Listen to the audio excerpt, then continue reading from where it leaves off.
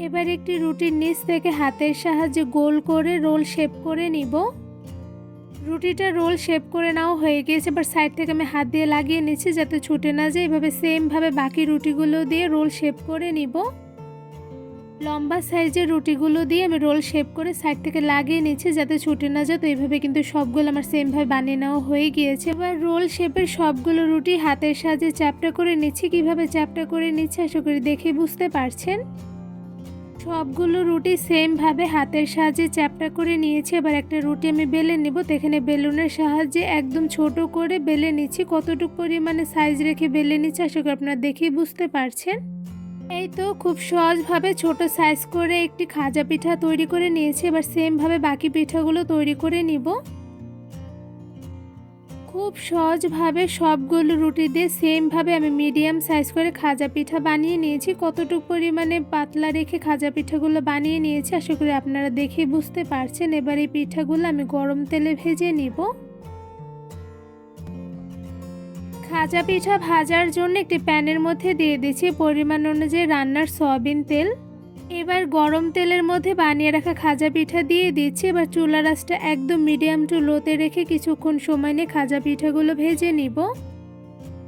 কিছুক্ষণ চুলার আঁচ মিডিয়াম টু লোতে রেখে খাজা পিঠা ভেজে নিয়েছি। এবার একটা চামচের সাহায্যে খাজা পিঠা উল্টে উপর থেকে তেল দিয়ে দিচ্ছি। এতে করে কিন্তু খাজা পিঠাটা অনেকটা পরিমাণে ফুলকো হবে, সাথে কিন্তু ভীষণ পরিমাণে ক্রিস্পি হবে। এরপর যে খাজা পিঠাটা কিছুক্ষণ সময় নিয়ে আমি উল্টে পাল্টে ভেজে নিব। একটু বেশি সময় নিয়ে চুলার আঁচ মিডিয়াম টু লোতে রেখে খাজা পিঠাগুলো ভেজে নিতে হবে। এতে করে কিন্তু খাজা পিঠাগুলো ভীষণ পরিমাণে ক্রিস্পি হবে। তো এই পর্যায়ে দেখতেই পাচ্ছেন খাজা পিঠার দুইটা সাইডে কিন্তু খুব সুন্দর কালার চলে এসেছে। এই পর্যায়ে খাজা পিঠাগুলো আরও কিছুটা সময় নিয়ে গোল্ডেন ব্রাউন কালার করে ভেজে নিব।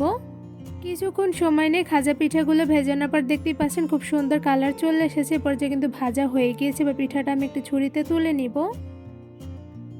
এবার খাজা পিঠার জন্য চিনির শিরা তৈরি করে নিব। তো এখানে আমি হাফ কাপের মতন চিনি দিয়ে দিচ্ছি। আপনাদের পরিমাণ অনুযায়ী কমিয়ে বাড়িয়ে দিতে পারেন। সাথে দিয়ে দিচ্ছি 1 কাপ পরিমাণ পানি আর দিয়ে দিচ্ছি এলাচ। এখানে আমি 3টার মতন এলাচ দিয়ে দিচ্ছি। এবার খুব ভালোভাবে নেড়ে নিব। এবার চুলার আঁচটা একদম মিডিয়ামে রেখে কিছুটা সময় নিয়ে চিনির শিরাগুলো আমি রান্না করে নিব। অনেকটা সময় নিয়ে চুলার আঁচ মিডিয়াম টু লোতে রেখে চিনির শিরাগুলো আমি জাল করে রান্না করে নিয়েছি। তো এই পর্যায়ে দেখতেই পাচ্ছেন শিরাগুলো কিন্তু অনেকটা পরিমাণে ঘন হয়ে এসেছে। তো এই পর্যায়ে আরও কিছুটা সময় নিয়ে চিনির শিরাগুলো আরও কিছুটা ঘন করে নিব। চিনির শিরাগুলো কিন্তু অনেকটা পরিমাণে ঘন হয়ে এসেছে। এবারে চিনির শিরার মধ্যে আমি ভেজে রাখা সবগুলো খাজা পিঠা দিয়ে দিব। তো এখানে আমি সবগুলো পিঠা দিয়ে দিচ্ছি।